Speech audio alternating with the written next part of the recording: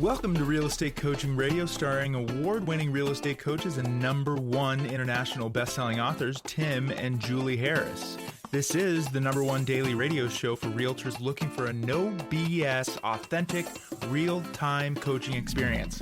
What's really working in today's market, how to generate more leads, make more money, and have more time for what you love in your life.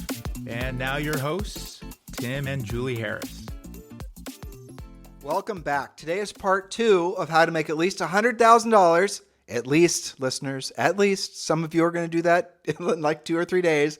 But how to make at least $100,000 in the first 100 days of 2024. And today we're focused specifically on lead generation. So Julie, when you were thinking of this topic, tell me what your masterful coaching brain, how you came across this as an idea that all these guys would love. Well, we know for sure that the first quarter of any new year is a big determiner of how that year is going to go for you. Because if you wait and you're getting ready to get started to wait till the year flips, then you're going to wait till after the New Year week is over, and then you're going to get into action. Well, you've already blown probably 2 weeks.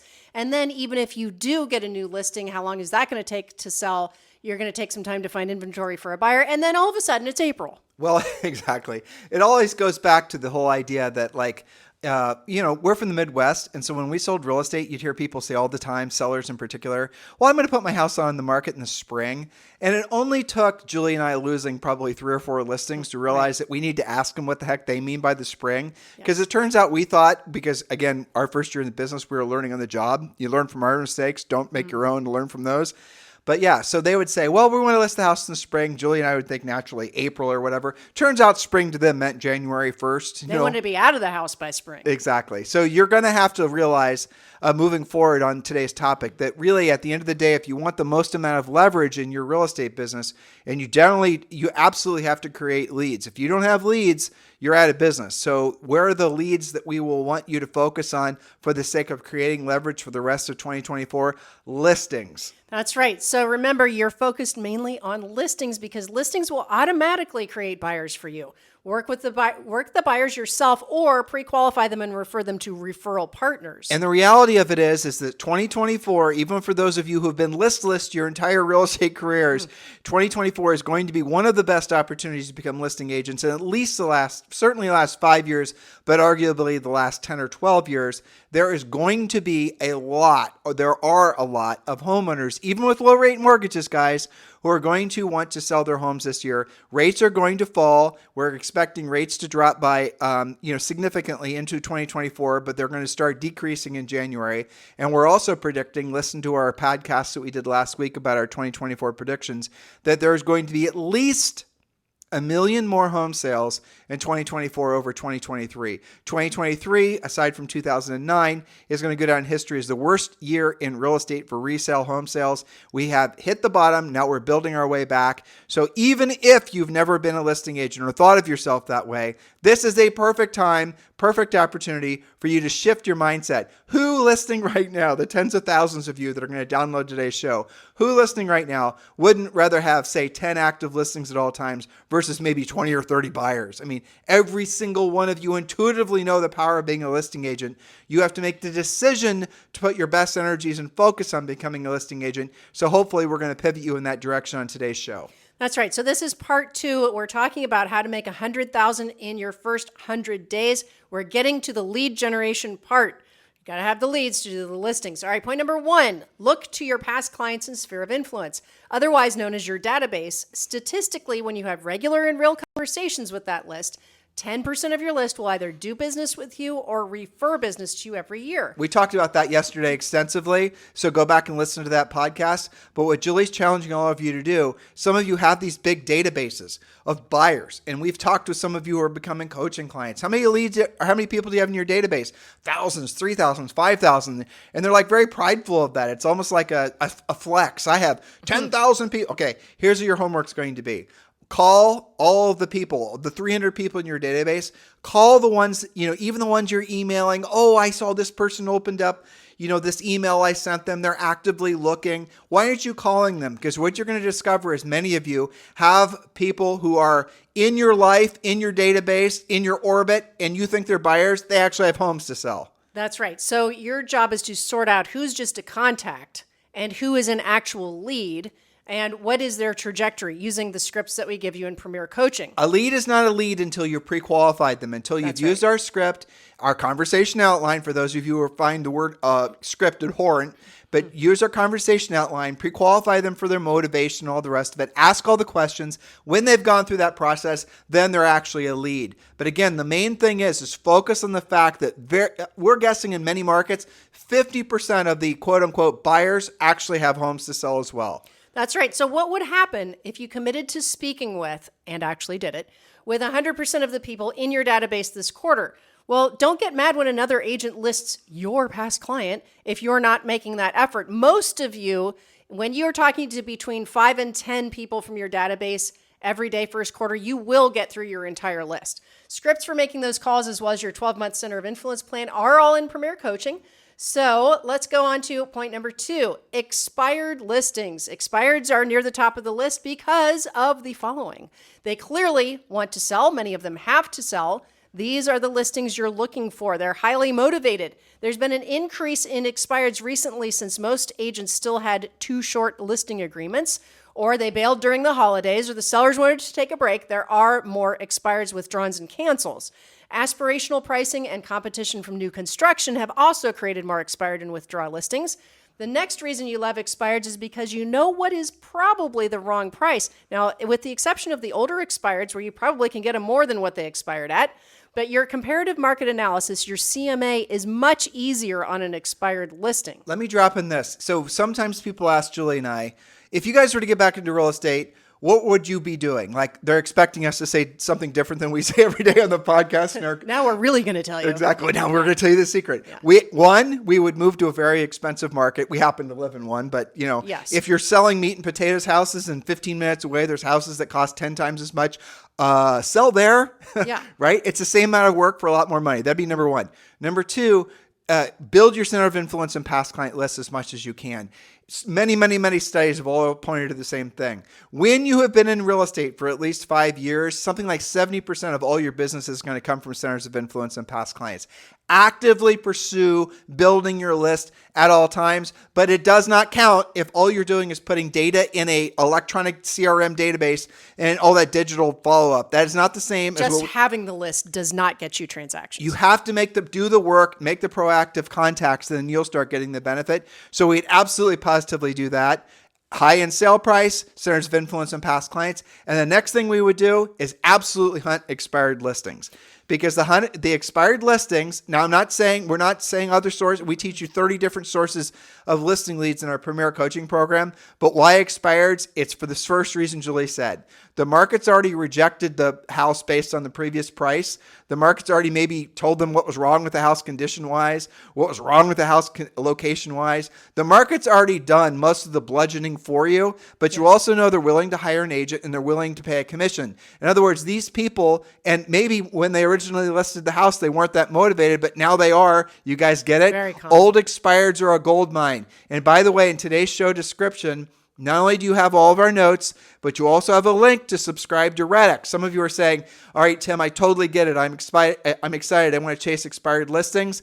I totally understand the benefit of doing that. How do I get the data? No, we do not want you to laboriously go and try to research every single phone number.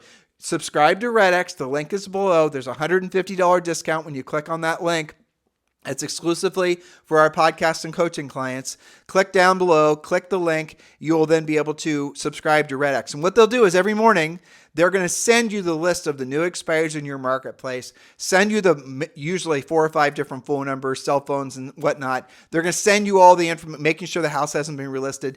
And then you're going to use our scripts, conversation outlines, and you're going to call those people. And you're going to start miraculously, almost like magic, starting to set expireds or set listing appointments. Now, here's a little secret sauce to all this. Because we're coming out of an era where it was essentially a seller's market, and there weren't in some markets, there weren't that many expireds compared to, say, a normal market like what it's starting to slowly become.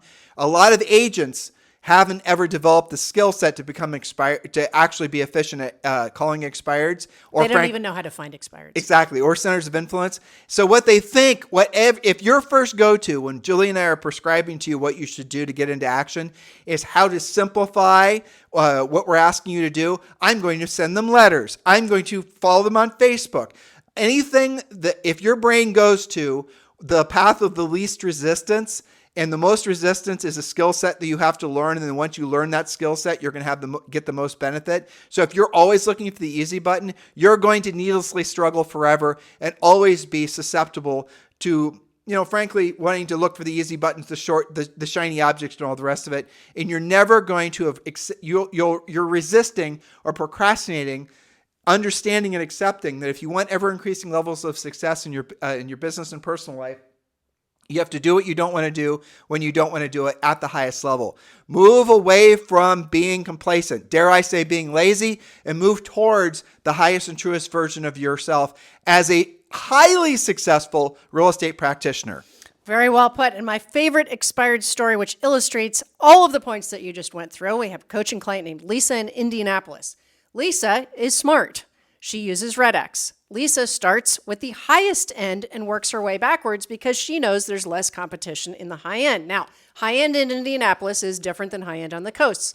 So my favorite story from her is when she was calling on expireds, she came across a million-ish, I think it was like 1,000,001, and was like, okay, well, I'm just going to call this person. Let's see if they're motivated, if they still have to sell. Okay, the guy was an executive who had been building his $2 million house, and he literally said to her, I knew it was overpriced, but at the time I was building my house, I thought I would put it out there, see if I lucked out, and if I got the right price, then I would have done a double move. And now it's completely different. Not only do I have a mortgage on my $1 million house, now I've closed on my $2 million house, and he literally said, just tell me what to do. What you're addressing is one of the, frankly, the silliest things we hear from folks when they're contemplating calling expireds. Why would I want something that hasn't sold before? It didn't sell for that agent. Why would it sell for me? Exactly. Okay, you go ahead and go down that path. And all the rest of you that want to be successful in real estate, listen to what I'm about to say. In Julie's example, the level of motivation for that particular seller changed over time. And that's what happens all the damn time, right? That's what you're going to experience. Or frankly, maybe the seller was just a little ornery to get showings approved. Or maybe the house had some condition issues. We did a whole podcast on that. I think it was called Top 5 or Top 6 Expired Secrets that are not just price. And how many expireds, if you guys really want to, frankly, boggle your brains, go to your MLS, look to see how many expireds there were in your overall MLS, not just your little tiny market, but your overall MLS in the last 12 months. And you're going to see an astronomically large number. And then I want you to, if you really want to go down this rabbit hole, figure out what the average sale price was and multiply that times whatever the average list side commission is. Then ask yourself, how many of those would you have had to have in the last 12 months to have the best year ever? Well, let's not make the mistake of ignoring what is one of the best opportunities in real estate, which is yet to be sold expired listings, and you start becoming the expert at that. So if you want to get really good and become really successful and have huge net profits in your business, centers of influence, past clients, and then choose your next spoke, which will probably be, if you were frankly being coached by us, would be expired listings, because it is absolutely the best opportunity. How many of you are spending money, worry about branding and marketing? I'm trying to find a lead. I'm searching for people that are motivated. I'm, doing all this, TikToking and this video, those branding stuff, the marketing stuff. How many of you are thinking that's the path you're going to follow in 2024? What's the purpose? Why are you doing it? Well, I want to take listings, Tim. I want people to call me. I don't want to actually have to do the proactive lead generation. I mean, if I do all this marketing and branding, then I'm have all these, that is a lie. It is largely a lie, but it does work. The marketing and branding does work to reinforce the proactive lead generation.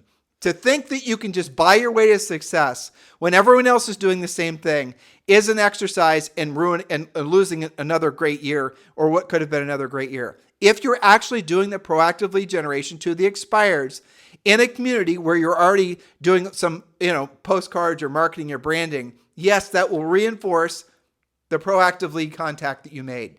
But doing one without the other makes it so that you're going to waste your money, waste your time, And then the problem is you're going to lose opportunity. And in many cases, you're going to start losing confidence and faith in yourself to become a successful practitioner. Just swallow what some of you might consider a bitter pill and accept the fact that if you want ever increasing levels of success in your business and personal life, you must do what you don't want to do when you don't want to do it at the highest level. That is why it's called work and not vacation. Okay. And we could talk, and we have talked forever about expireds because they are such a sweet honey hole. Okay. Well, they are for everybody and every well, everybody market. that takes action on it, yes. Yeah. Okay. You know, it's funny, though. Someone's going to listen right now. I know what they're thinking. I'm going to go to the MLS. And here's my house or my office. Yep. And I'm going to look within a 10-mile radius. Oh, Tim and one Julie, zip code. Exactly. Or one MLS area, right? Yeah. Tim and Julie are wrong. No expireds. I said the entire MLS for all listings. Start large, and then you can whittle it back, and you can be picky after you know what's actually available. All right, point number 3, another favorite. And we're doing this kind of in order, right? There's a reason. We know center of influence should be number 1 because all of you have one. Number 2, all of you have access to expireds, and we gave you a discount code. No excuses. Number 3, nearly all of you have this, although you may need to research and find it, and that is new build salespeople. These are the salespeople who sit in the builder's model homes and write up all those new construction contracts. Use our new construction plan, if you're a Premier Coaching member, to meet those new build reps and get all of their resale referrals. When someone builds with them, especially as you go up in price, and they have a home to sell, what happens to that lead? This is a fantastic lead source because you can have one new build salesperson contact who sends you multiple leads per year or even per month. What if you had 5 new build salesperson relationships? Another great honey hole and not that hard to develop. Well, I know people, you and I both know people who are making over $1 million a year. Yes. And that's where they get their business. Mm-hmm. But there's a little carve out to that. So your plan, your prescription there works for every kind of new build rep. Yep. But where a lot of money can be made isn't from the D.R. Hortons and the big builders. It's from the medium-sized builders. Mm-hmm. Because those medium-sized builders will oftentimes be willing to list their spec homes with you. Julie, what's a spec home? A spec home, spec stands for speculation. That's a home that they do not yet have a contract on. They are building it. Sometimes that is in a subdivision. Let's say they're building 10 homes in one street. It's more efficient to build all 10, even if they only have 7 contracts. The other 3 are spec homes. They will come. But Julie, why wouldn't they just list it with their in-house broker or in-house agent? Because they usually don't have one. But the real reason is because that build rep or that builder, if you're dealing directly with the builder, is going to want to give you a listing or give you opportunities to sell more of their product if you're showing energy and enthusiasm for their inventory. And the best way to do that is every time you're working with buyers, bring the buyers by to see what they have for sale. That builder's going to see that you got hustle, and they're going to be very inclined to want to reinforce you, frankly, helping them sell real estate. And so they are then going to give you some of their spec homes. But you have to ask, and you have to earn the right to be their listing agent through your efforts. And not just one builder and then you give up.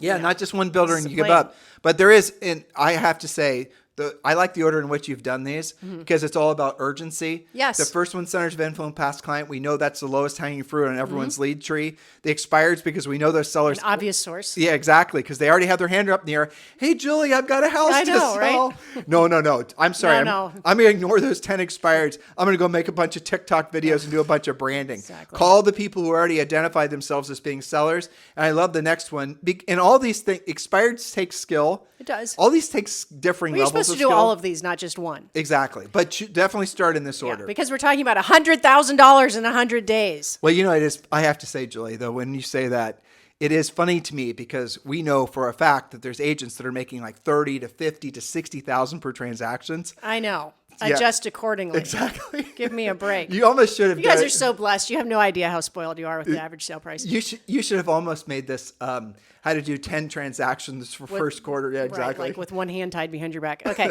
So number 4, again, in order for a reason, for sale by owners. When the market is hot like it's been for so long, there are always plenty of unrepresented owners, otherwise known as FSBOs, who need your help. Most of them, though, will give up on the process if it's not sold in the first 2 weekends. There are luxury priced unrepresented owners in today's market as well. This is a great opportunity because many of them have not yet bought. So there's 2 transactions there. They might build with you or downsize or upsize and purchase with you.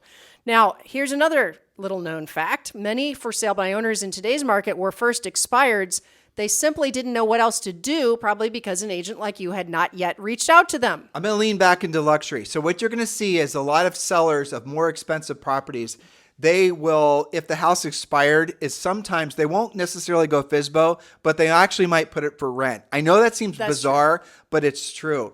Valerie Fitzgerald was a great example. During the housing crash of 07, 08, we had her. She's one of the best agents in the country, really. And she's out in LA, and she sells nothing but luxury. All of her inventory, basically all of her standing inventory, which is 12 or 15 units, if I remember correctly, she made all of those into rentals. That's right, because they didn't want to sell because prices were coming down. There was a lot of inventory to compete with. And when you're in that luxury end of things, a lot of those sellers have other assets. They were not distressed. They didn't have to sell. They didn't actually want to sell. And why would you sell if prices are declining and you have a lot of competition? So she was smart and turned them into rentals. And then she got them again as listings when they put them back for sale. But the reason I'm sharing this with you is because you might want to, Julie's idea here of obviously the for sale by owners, and think in terms of like, for rent by owners. Think of the VRBOs. If you're in an area like where Julie and I live. Those are later podcasts. Right. Pretty cool. Exactly. We have a friend that had their house. They remodeled the house. It's spectacular. They have it listed for $5.8 million. They didn't get $5.8 million. So guess what they've done? They've made it into a VRBO. Yeah. Well, if Julie and I were selling real estate here, I would be going through especially the expensive VRBOs. I wouldn't even bother looking to see if they're previous expireds. I would call them up. First of all, you can go on VRBO as an example, and you can see what the rental history is. Most VRBO sellers are open to it selling, not just keeping it as a rental. It's a term Julie and I coined a long time ago. It's called being a reluctant landlord. Yes. I mean, we own a property. We didn't plan on turning our little ranchette in Texas into a rental. But it turned out to be a great one, It turned out to be, but it wasn't the plan in the first place. Yeah, for sure. Okay, so last but not least, on today's part of you making $100,000 in your first 100 days coming up is open houses. Refer to our podcast, how to not just sit in open house, how to monetize them. We've done lots of open house podcasts. And in Premier Coaching, there's an extensive checklist. Yes, with scripts. Premier Coaching clients use our open house checklist. It's copywritten. It's absolutely state of the art. I know it sounds like, why is there open houses are easy? Well, if you do them correctly, you're going to create a massive amount of leads from the open houses. And the checklist is in Premier Coaching. By the way, as the case with every show we do, the notes for today's show are down below in the show description. Also a link to join Premier Coaching. You can join Premier Coaching now for free. Do not delay. That should be a little, start of the year gift for yourself. Become a Premier Coaching client. You definitely want essentially to be part of the movement that we've created inside real estate through a Premier Coaching, because you're going to be surrounded with like-minded people that want to treat this year, 2024, this coming year, if you're listening to it now or later, right? You want to have this be the year where you are in the right place at the right time, and you absolutely made the right efforts, and you were essentially not letting the ball get by you. For those of you who understand that analogy, that comes from the other side of you becoming a Premier Coaching client. Scroll down, click the link below. All right, so back to open houses, and then we're going to wrap today. Our open house system and scripts are proven to generate a bare minimum of 3 closable buyers or sellers every time. But it is all about choosing the right house in the first place, promoting the open house properly, using good scripts, and having relentless lead follow-up. Many of our coaching clients have spun this source up to a very predictable listing machine. If you've failed at open houses before, or maybe you've just dabbled at them, then you are missing a key element of the system that will make it work. So for example, you were talking about some of our listeners and coaching clients that have a higher average sale price. Somebody like Tammy Irby in Northern Virginia, longtime coaching client, one of my one-on-one clients. Her average commission is between $20,000 and $25,000. She could make $100,000 her first 100 days on 5 open house leads. Okay, why? Because she has a fully systematized, fully optimized open house plan. She does not wing it. She absolutely chooses the right house. Fortunately for her, she is a listing agent, and they're mostly her listings that she does. She has a whole plan, a checklist. She uses scripts. Her husband helps her. She's using the whole nine. She's using a Premier Coaching session. Yes. But she's there. Obviously, she wants to sell the property. But she's there. Also lead generating. You guys got to think how absolutely insane it is, the advantage that all of us have as real estate practitioners, just from essentially a lead generation perspective. Think about this. So how much would Google or Facebook pay to take out a little billboard in the front of your house. I bet you they would pay you an obscene amount of money if local zoning laws made it so that all of us could start renting out a little billboard. That's called your for sale sign. Now, think beyond that. You follow our checklist. You're putting out a bunch of directionals. You have a bunch of for sale signs. Everywhere people look on a Saturday or a Sunday, they're seeing your name pointing to a particular house.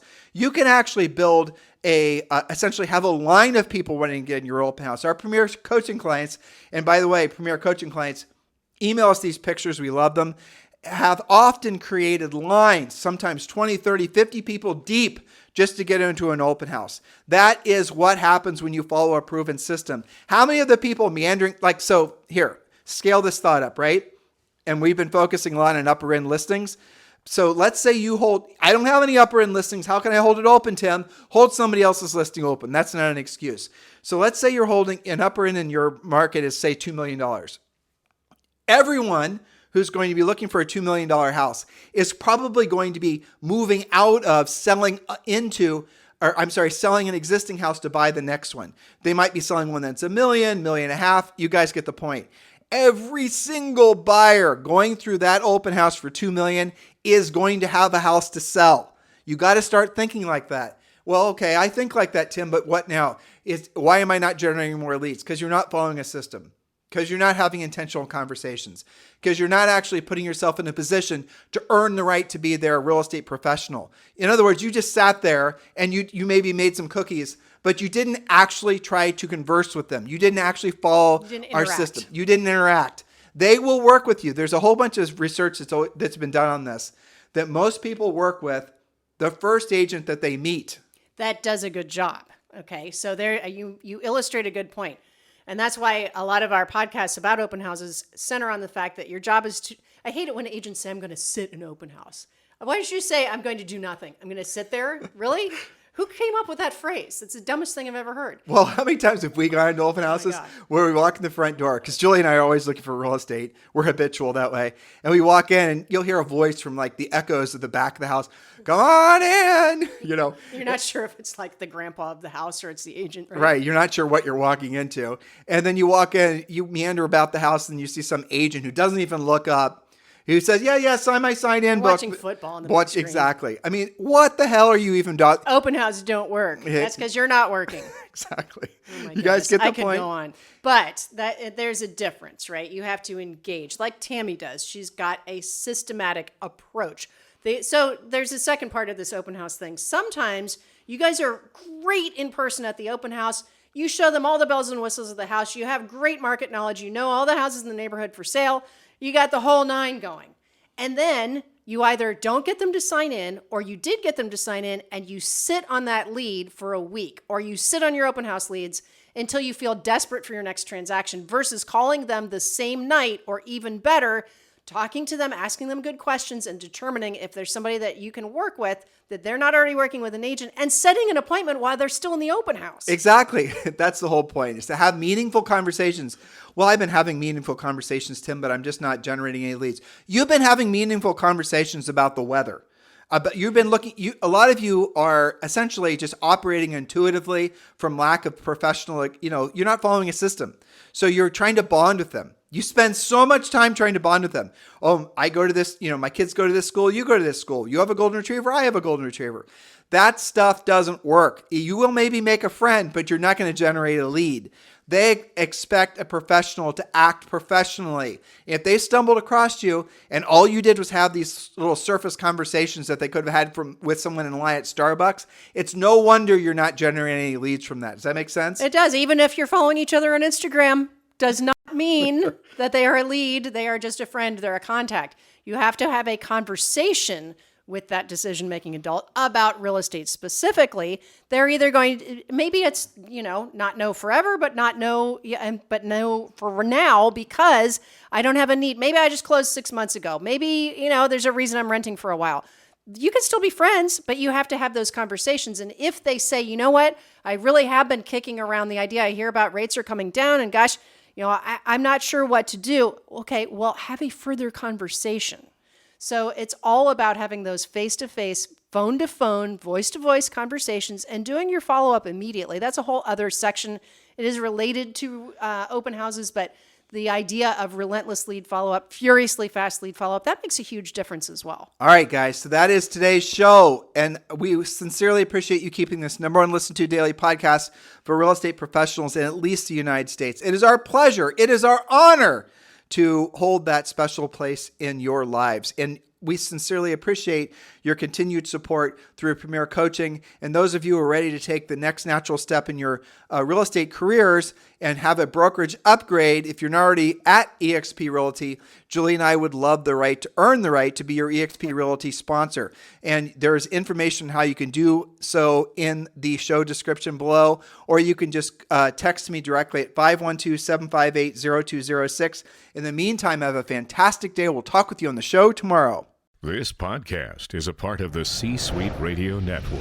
For more top business podcasts, visit c-suiteradio.com.